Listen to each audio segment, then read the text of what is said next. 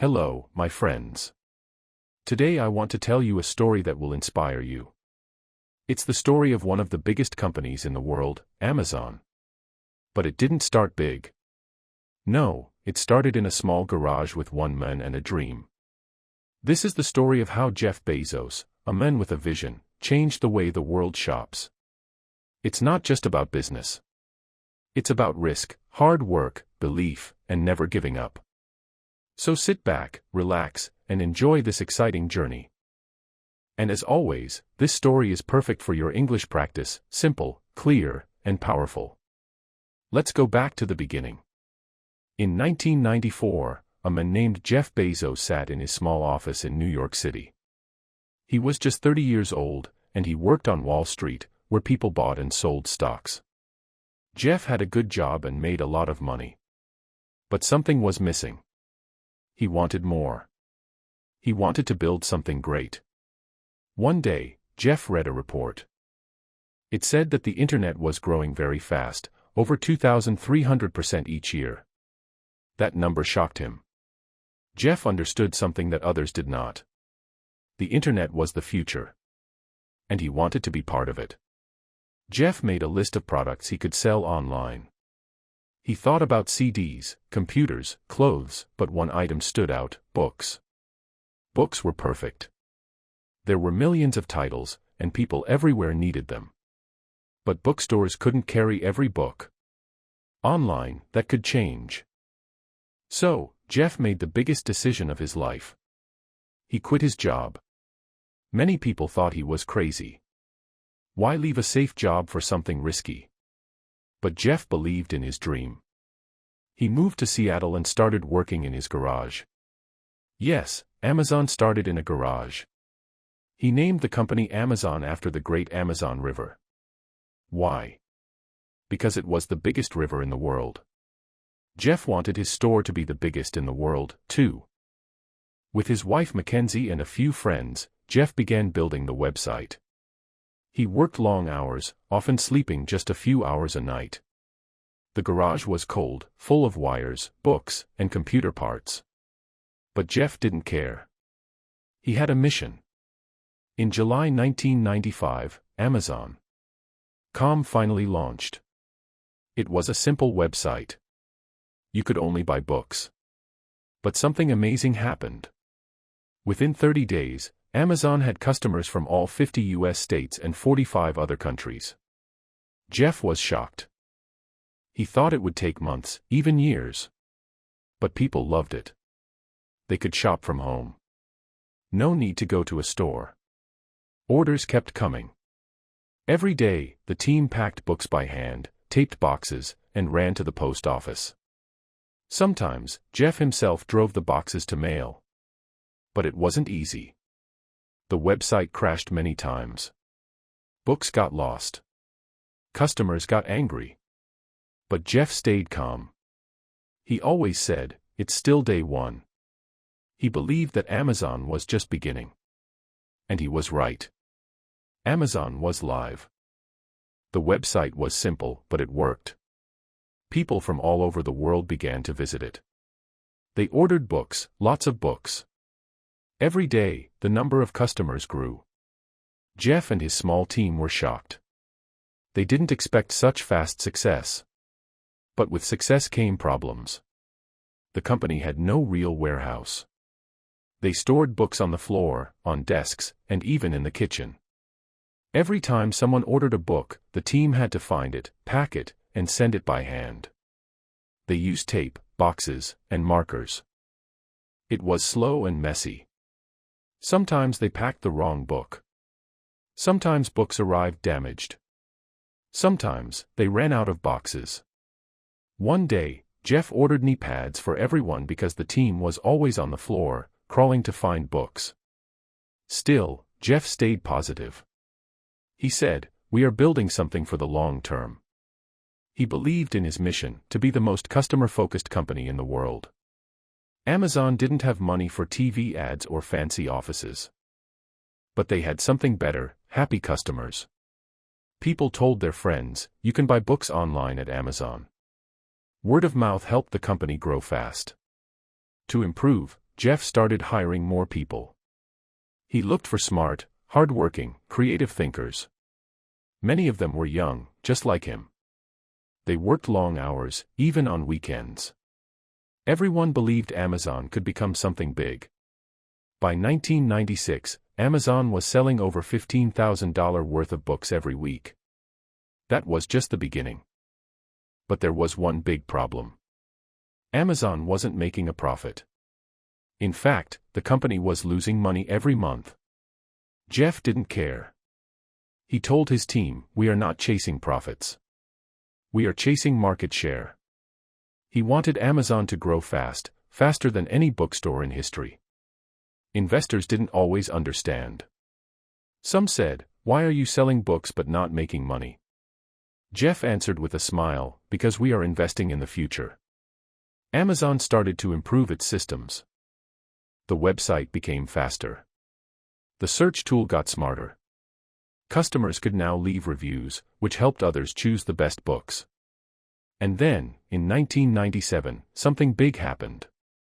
Amazon went public. That means it became a company on the stock market. Anyone could buy shares of Amazon. On the first day, Amazon's stock price jumped. Jeff became a millionaire overnight.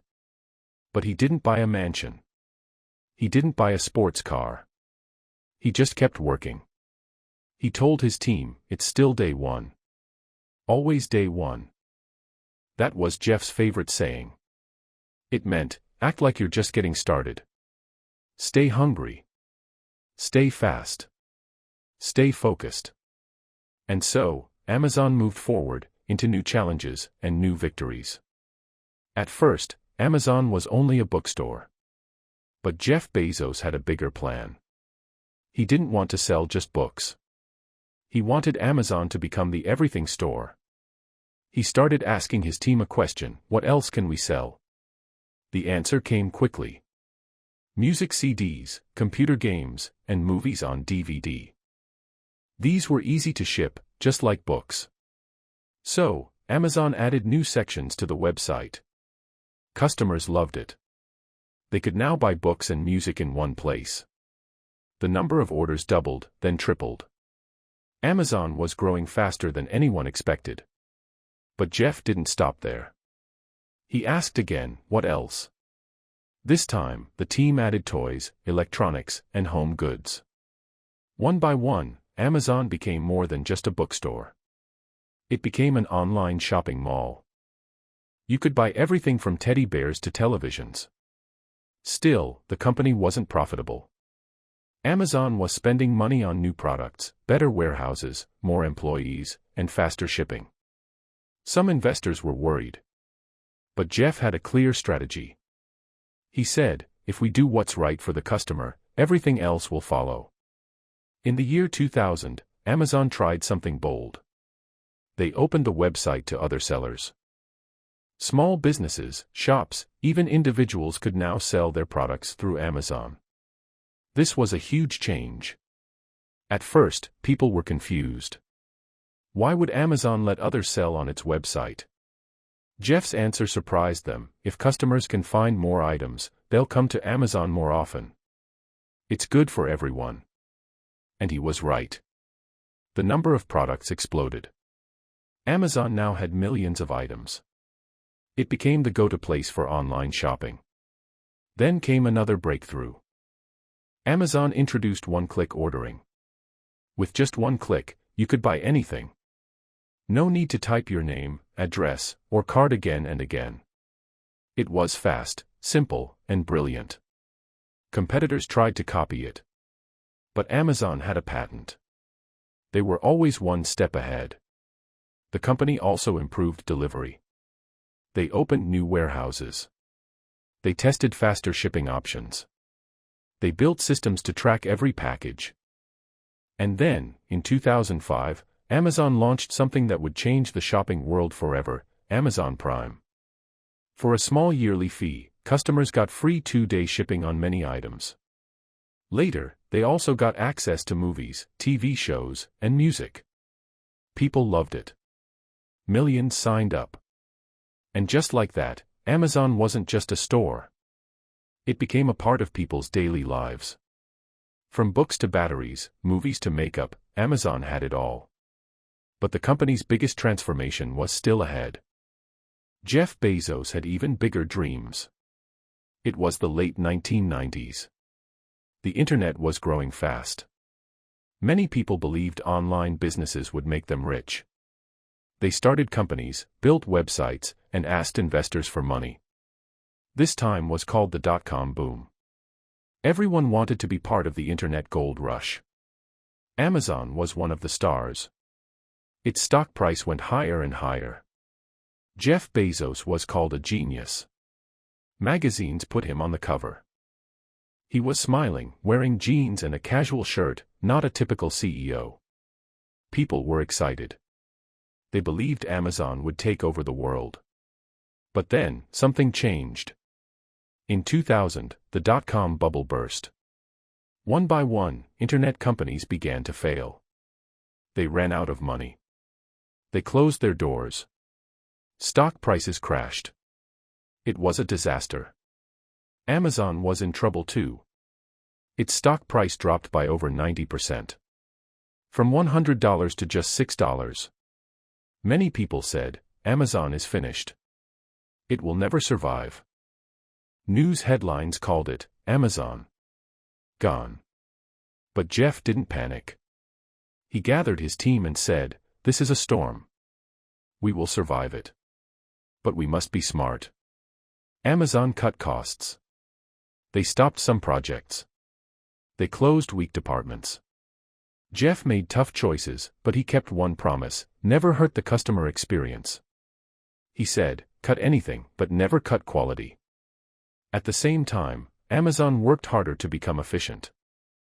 They improved their warehouses, changed how they packed and shipped items, and used new software to track everything. Jeff also made a risky but smart decision. Instead of just being an online store, Amazon would now offer its technology to others. This idea would later become something huge: Amazon Web Services, AWS. But more on that in a future chapter. Right now, the goal was survival. And Amazon survived. While thousands of dot-com companies disappeared, Amazon stayed alive. Slowly, it began to grow again. By 2002, sales were rising. Customers were coming back. And Amazon was stronger than ever. Jeff wrote a letter to investors. In it, he said, we are building for the long term. We care about lasting value, not short-term hype. That letter became famous. Every year after that, Jeff included it again in the company's annual report. He wanted people to remember, real success takes time. Amazon had survived the worst. But the next chapter would be about something new, not just survival, but reinvention. If there was one word to describe Amazon, it was this: customer. From the very beginning, Jeff Bezos said something powerful. We're not competitor-obsessed. We're customer-obsessed. What did that mean? It meant Amazon didn't care what other companies were doing. They only cared about what the customer wanted, and how to make the experience better, easier, faster. Jeff believed that customers were always dissatisfied, even if they didn't say it. He said, customers are always beautifully, wonderfully unhappy. They always want more, and that pushes us to improve. So Amazon did everything to make customers happy. They made the website faster. They added more product reviews. They created smart suggestions: people who bought this item also bought. And of course, the biggest move of all, Amazon Prime. For a yearly fee, customers got free 2-day shipping. It sounded simple. But it changed everything. People no longer had to wait a week or two for delivery. Now they could get what they wanted in just 2 days, and later even 1 day or same day. Shoppers loved it. They started buying more. And more often. Amazon Prime grew fast. In just a few years, tens of millions of people joined. Today, it has over 200 million members around the world. But Jeff didn't stop with shipping. He thought, what else do customers want? So Amazon added Prime Video, a platform to watch movies and TV shows. Just like Netflix. They also added Prime Music, Prime Reading, and special discounts at Whole Foods Market, a grocery chain Amazon bought in 2017. Every part of Prime was designed for one reason: to make customers feel special. Amazon also became famous for how it handled problems. If your order was late, refund. If your product was broken, replacement. If your package was lost, no stress, new one sent.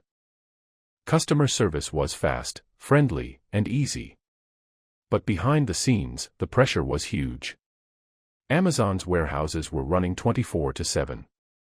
Workers packed thousands of boxes every day. Robots helped move products. Planes flew packages across the country.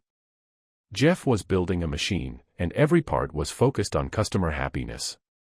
Still, some people complained.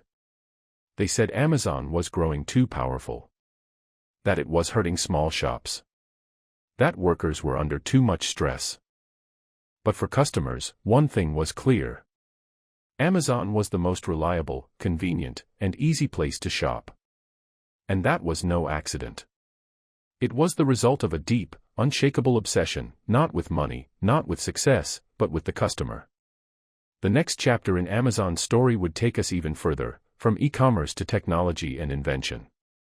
Amazon was already a giant in online shopping. But Jeff Bezos didn't want to stop there. He once said, "If you're not inventing, you're falling behind." And so, Amazon started to invent. First came a big idea. What if you didn't need to buy physical books anymore? What if you could read them on a screen? In 2007, Amazon introduced the Kindle. It was a small, light device where you could download and read thousands of books. No paper. No shipping. Just tap and read. At first, people weren't sure. Would they really stop reading paper books? But the answer came fast. Yes. The Kindle became a bestseller. Readers loved it. They could carry an entire library in one hand. Writers loved it too, because Amazon let anyone publish a book on Kindle. Suddenly, new authors could share their stories without needing a big publisher. It was a revolution. But Amazon wasn't done. Behind the scenes, the company had a secret weapon: its powerful servers and cloud technology. At first, Amazon built it just for its own use. But then they asked, what if other companies could use this too? That idea became Amazon Web Services, or AWS. Today, AWS powers websites, apps, and businesses all over the world, including Netflix, Spotify, NASA, and thousands more. It's one of the most important parts of Amazon, even though most customers don't see it. Then came another invention. Alexa, Amazon's voice assistant. With Alexa, people could talk to their home.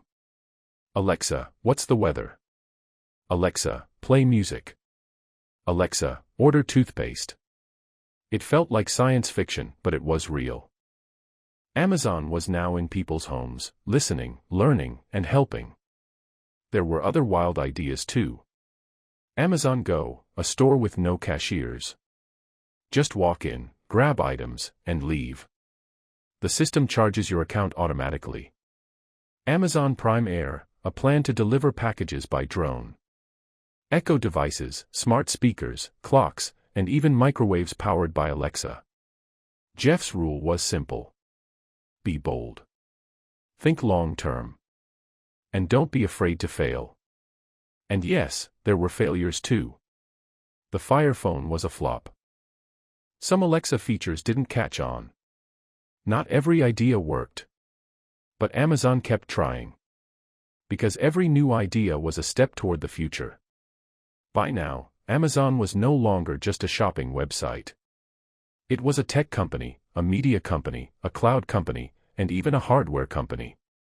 Innovation was everywhere. And yet, behind all the inventions, one thing stayed the same. Amazon's focus on making life easier for the customer. Next, we'll look inside the engine that made all of this possible: Amazon's warehouses, fast, powerful, and unstoppable. When you click buy now on Amazon, it feels simple. But what happens next is a miracle of speed and technology. Behind that one click is a massive system, a network of warehouses, robots, and workers moving in perfect coordination. Amazon calls these places fulfillment centers. They are not normal warehouses. They are machines built for speed. Let's take a look inside. Each fulfillment center is the size of 10 football fields. Inside, there are thousands of shelves, millions of products, and robots flying around like bees in a hive. When a customer places an order, the system decides which warehouse, which shelf, and which route is the fastest. Then, robots bring the shelves to human workers, who pick the right item and put it into a bin. Everything is scanned, tracked, and timed. Then comes packing. Machines help fold boxes, stick labels, and prepare the item for shipping. The goal is simple. Speed. Jeff Bezos once said, "Customers want low prices, fast delivery, and vast selection, and we must give them all three." So Amazon built a system that never sleeps. Workers in yellow vests walk miles every day. Robots carry heavy loads. Algorithms decide what goes where. It's like a dance, but one made by code. Amazon also created its own delivery service, Amazon Logistics. Instead of using only UPS or FedEx, Amazon hired drivers, bought vans, and even invested in airplanes. Yes, Amazon has its own air fleet, called Amazon Air, with hundreds of flights each day. With this machine, Amazon could deliver faster than anyone else. One day. Done. Same day. Done. In some cities, even in 2 hours. But not everything was perfect. Many workers said the job was hard. Long hours, fast pace, little rest. Some complained of injuries. Others said the pressure to be fast was too much. Jeff Bezos listened, and Amazon made changes. They raised wages, added more safety programs, and promised to become Earth's best employer. Still, the warehouse machine kept growing. By 2020, Amazon had over 175 fulfillment centers and more than 1 million employees. That year, something unexpected happened, a global pandemic. While the world locked down, people turned to Amazon more than ever. They ordered food, medicine, masks, and everything else. Amazon became a lifeline. The system was tested, and it worked. Amazon grew stronger. And now, it was ready to conquer the world. Amazon started in one country, the United States. But Jeff Bezos always had a global vision. He once said, "If we're going to build the Earth's most customer-centric company, we can't stop at one country." And he didn't. Amazon slowly began entering new markets. First came the UK and Germany. Then France, Italy, Spain. After that, Japan, India, Brazil, and many more. In each country, Amazon followed the same plan. Offer local language. Build warehouses nearby. Partner with local sellers. Deliver fast, cheap, and reliably. Customers around the world loved it. In India, where millions of people were just coming online, Amazon offered cash on delivery, because many people didn't have credit cards. That move won trust and brought millions of new users. In Japan, Amazon offered same-day delivery for busy city workers. In Germany, it offered massive selection and local customer service. No matter where Amazon went, it adapted to local culture, but kept its core values: low prices, huge selection, and fast delivery. And the numbers were unbelievable. By 2021, Amazon was doing business in over 20 countries. The website was available in 13 languages. Products could be shipped to over 100 countries. The global reach didn't stop with products. Amazon also expanded its digital services worldwide. Amazon Web Services powered businesses and governments around the world. Prime Video streamed shows and movies in dozens of languages. Kindle allowed people in remote areas to access books with no shipping needed. Amazon became part of daily life, not just in the US, but everywhere. And the company became richer than ever. In 2018, Amazon hit a milestone. It became the second company in history to reach a market value of $1 trillion. That same year, Jeff Bezos became the richest man in the world. But Amazon didn't just grow, it changed how the world shops. People no longer had to go to malls. No lines. No crowds. No closing hours. Click. Deliver. Done. Local shops began to struggle. Some couldn't compete with Amazon's speed and prices. Others joined Amazon as sellers, using its platform to reach more customers. Amazon was not just a company. It was a global force. But behind all this power was still one man, the dreamer who started it all in a garage. Next, we'll dive into his story. Who is Jeff Bezos really? At the heart of Amazon's story is one man, Jeff Bezos. He wasn't born rich. He didn't come from a business family. But he had something special. A sharp mind, a fearless heart, and a hunger to build. Jeff was born in 1964 in New Mexico. His mother was just a teenager when he was born. Later, she married a Cuban immigrant named Miguel Bezos, who adopted Jeff and raised him as his own son. As a child, Jeff loved science and invention. He built gadgets in his garage and dreamed of becoming a space explorer. He once set up an alarm system in his room to keep his little brother out. He studied hard and went to Princeton University, where he majored in computer science and electrical engineering. After graduation, he worked on Wall Street, earning big money. But Jeff wasn't satisfied. He saw something bigger, the internet. In 1994, he took a bold step. He left his job, moved to Seattle, and started Amazon in a garage. Most people thought he was crazy. But Jeff believed in his vision.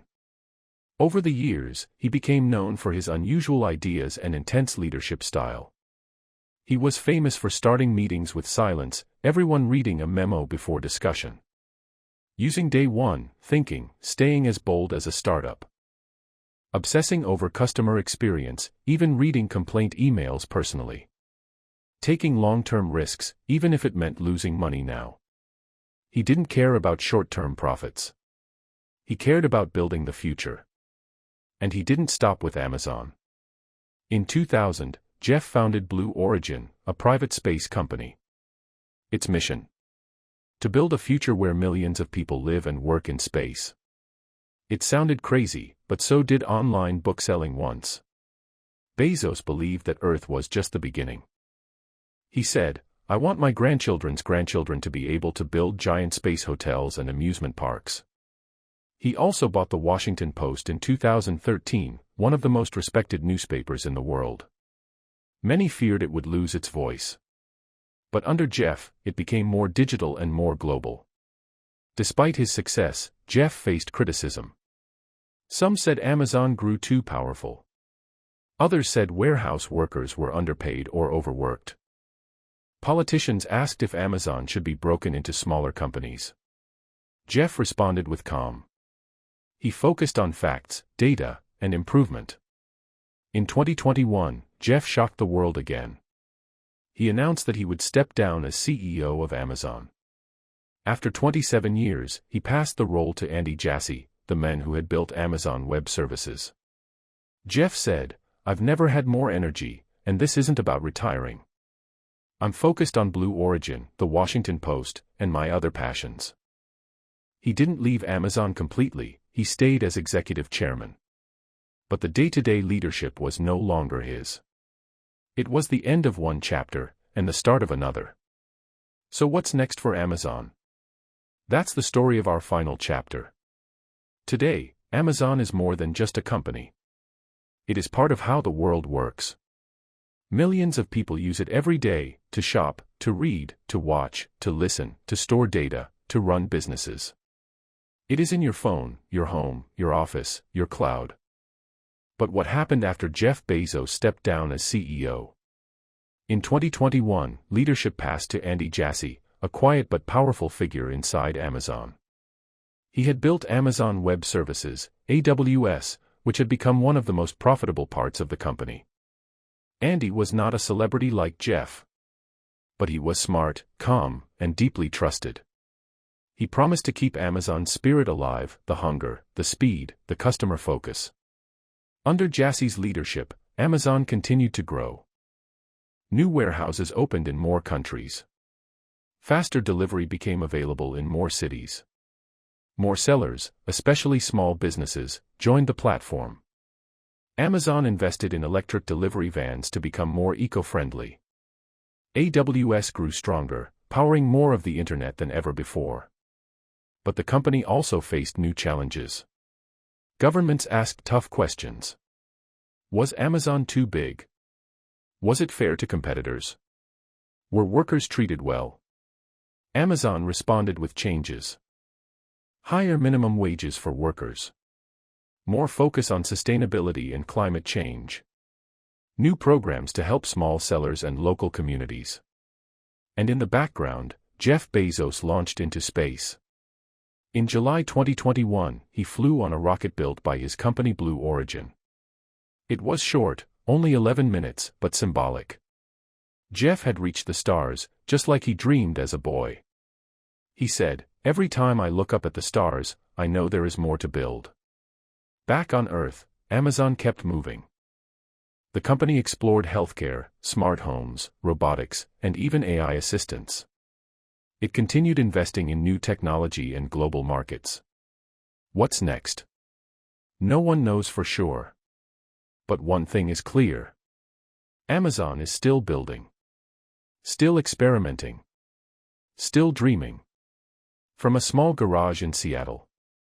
To a trillion-dollar empire. To the edge of space.